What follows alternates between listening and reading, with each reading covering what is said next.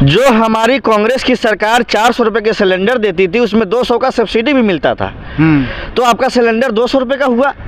अगर आप साल में 12 सिलेंडर ले रहे हैं, छोटी परिवार है, तो साल में 2400 रुपये आपके अकाउंट में आते थे। तो आपको सिलेंडर कितने का पड़ा? 2400 का सिलेंडर पड़ा।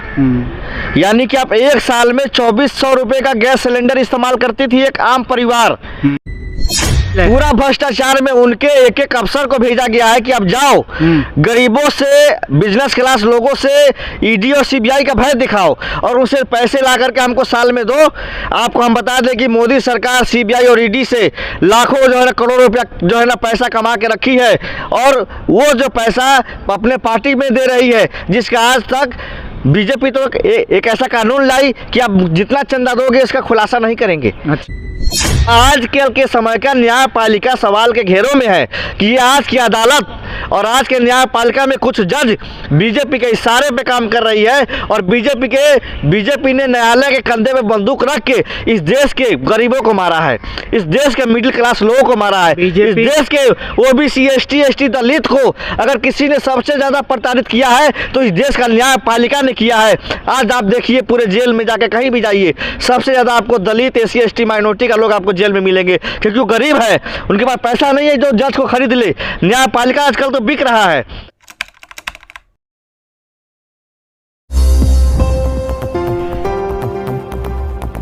नमस्कार, मैं हूं ओम प्रकाश और आप देख रहे हैं सत्य संवाद।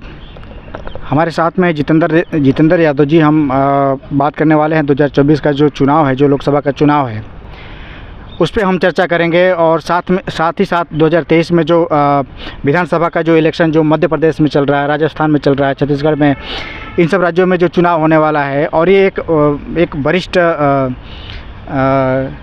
कांग्रेस के कार्यकर्ता हैं, इनसे जानने की कोशिश करते हैं। सर, मिजाज क्या है 2024 का? देखिए, अब ये देश में चुनाव जो है ना, पैसे पे ही होता है। भारतीय जनता पार्टी के एमएलए, एमपी के गाड़ियों में जो ईवीएम बरामद होती है, इलेक्शन कमीशन के बड़े बड़े अफसर जो है उनके होटलों में ठहरे पाए जाते हैं बीजेपी के, तो इलेक्शन कमीशन पे ये सवाल उठता है और कि आप चुनाव किस प्रकार से करवा रहे हैं। देखिए, भारतीय रिजर्व बैंक ऑफ इंडिया आपके पास में ही है। हमारा जहाँ यूथ कांग्रेस का राष्ट्रीय कार्यालय, यहाँ से 10 मिनट का रास्ता है बाई रोड। अगर पैदल जाएंगे तो 10 मिनट, गाड़ी जाएंगे तो 2 मिनट। वहाँ पे एक महिला ने अपने कपड़े उतार दिए थे, पूरे नंगी हो गई थी वो, कि मेरा पैसा नहीं बदल रहा, मेरे बच्चे भूखे मर रहे हैं। तो मोदी सरकार को ये देश की जनता चौराहे पे खोज रही है कि कभी मिल जाए, लेकिन मोदी जी अकेले नहीं आते हैं, उनके साथ एसपी जी की सुरक्षा आती है, उनके चमचे आते हैं, आरएसएस के गुंडे आते हैं। मैं स्वागत में और कुछ दूं कि आपने कहा था कि अब नोटबंदी से काला धन वापस आएगा। काला धन तो वापस आया नहीं, उल्टे हम गरीबों का पैसा जो था आपने लाइन में लगवा करके हमारी बेटी का शादी तोड़वा दिया, खेती किसानी आपने बर्बाद करवा दी। आरबीआई के सामने एक महिला अपने कपड़े उतार दिया। उसके बाद जो है जब ये मामला सोशल मीडिया पे वायरल हुआ, गोदी मीडिया तो जो है तमाम बिक चुका है। सारी जो है ना सरकार के हाथों का जो है कठपुतली बन गया है। अभी आप देख लीजिए, ये कहा जा रहा है कि बीजेपी साम दाम दंड भेद जो है इस नीति पे काम कर रही है। देखिए, ईडी जो है, जयपुर में ईडी के एक अफसर थे नवल किशोर मीना जी, जो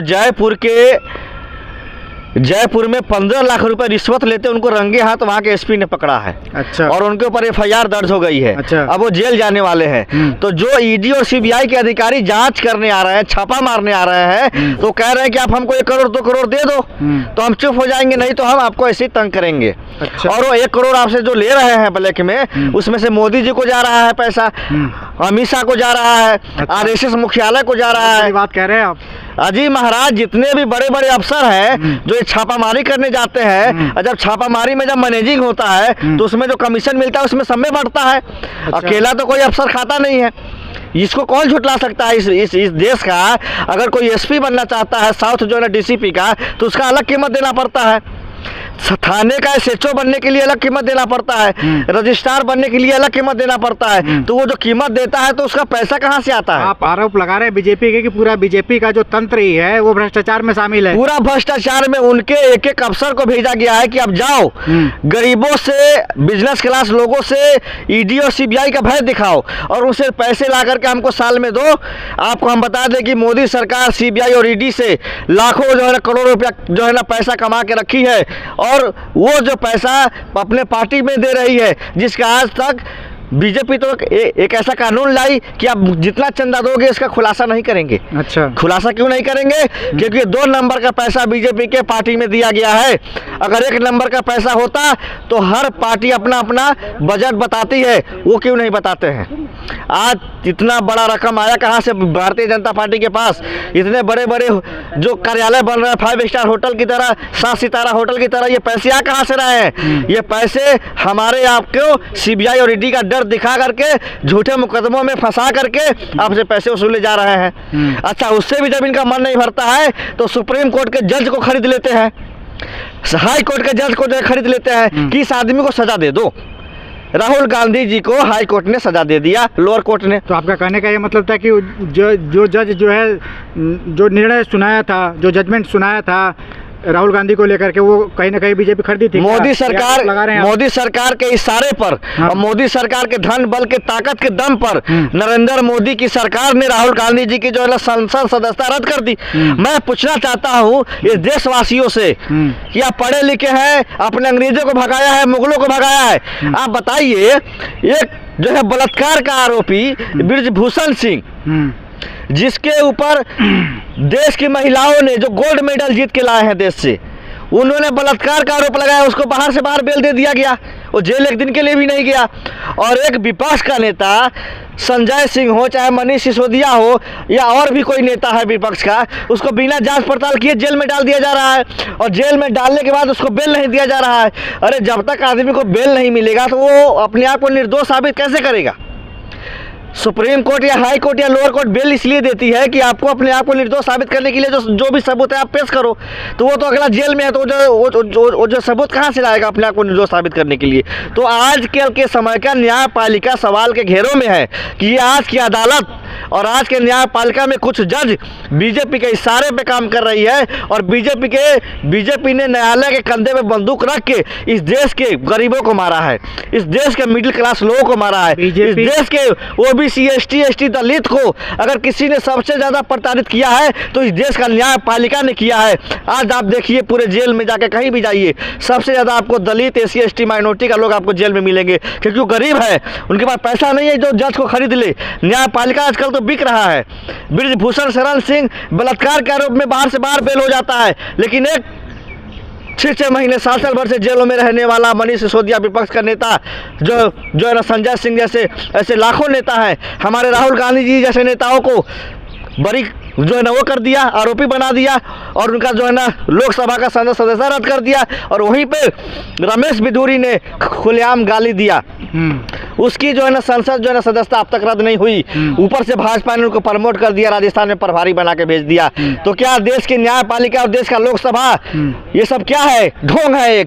एक बात बताइए, इनको राहुल गांधी को पप्पू बनाने के पीछे इनकी क्या मंशा है? क्या ये जो है चाणक्य के आइडियोलॉजी पे चलते हैं? जैसे ये कहा जाता है चाणक्य का ये है कि अगर तुम किसी से जीत ना सको तो उसका चरित्र हनन कर दो। देखिए हमारे नेता राहुल गांधी जी का परिवार का इतिहास देखिए, उनकी दादी जो है इस देश के लिए शहीद हो गई, उनको जो है उनके पर्सनल बॉडीगार्डों ने जान से मार दिया, शहीद हो गई। उसके बाद उनके जो है ना फादर को बम से उड़ा दिया गया। जिस परिवार ने इस देश के लिए अपना खून बलिदान किया हो, अपनी पूरी संपत्ति जो है देश के नाम कर दी हो, पंडित जवाहरलाल नेहरू जी के पास जो भी संपत्ति था सब देश के नाम कर दिया, चाहे वो आनंद भवन हो इलाहाबाद का या जो भी संपत्ति थी सब देश के नाम कर दिया। लेकिन ये सरकार से हम पूछना चाहते हैं कि आपने जो जितना जल्दी एक्शन राहुल गांधी पे लिया था उतना जल्दी एक्शन आपने बृजभूषण जी पे क्यों नहीं लिया? जितना जल्दी आपने एक्शन राहुल गांधी जी पे लिया था उतना जल्दी एक्शन रमेश बिधूरी पे क्यों नहीं लिया? आप लोग सिर्फ जो है ब्लेम लगाते हैं।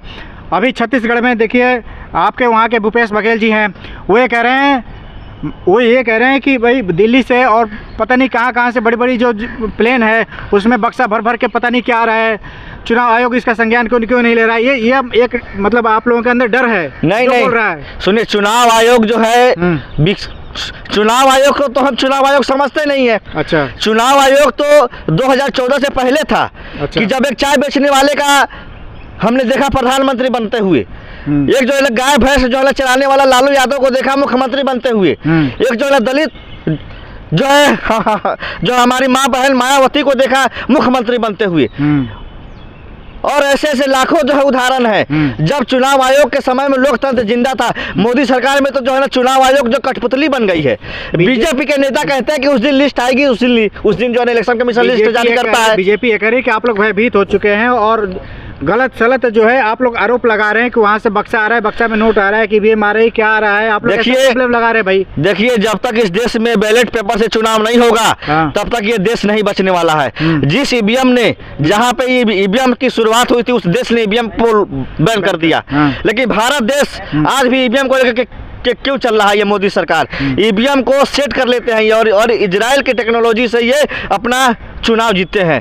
ये जनता के माइंडेड से कभी चुनाव नहीं जीतते। अगर कभी इनको जनता ने हरा भी दिया तो ईडी और सीबीआई का भय दिखा करके महाराष्ट्र में सरकार गिरा देते हैं, मध्य प्रदेश में सरकार गिरा देते हैं। का मतलब कि सरकार डिक्टेटरशिप की तरफ चल पड़ी है, हिटलर शाही रवैये के तरफ ये सरकार चल रही है। और ये हिटलर शाही सरकार से हम कहना चाहते हैं कि तुमसे नहीं डरने वाले हैं हम लोग गांधी के मानने वाले हैं, हम लोग महात्मा गांधी के विचारधारा पे चलने वाले लोग हैं। नाथूराम गोडसे और जो है ना ये माफी वीर सावरकर के हम लोग मानने वाले नहीं है, जो तुम जैसे जो है ना लोगों से डर जाएंगे। हम तुमको सावधान कर रहे हैं कि अगर इस देश के संविधान के साथ और ये देश की ओबीसी SC ST माइनॉरिटी का हक और अधिकार तुमने छीनने का काम किया तो तुम्हारा इस देश में वजूद नहीं रहेगा। तुमको मिट्टी में मिलाने का काम इंडिया अलायंस की सरकार 2024 में करेगी। चलिए, बहुत बहुत धन्यवाद।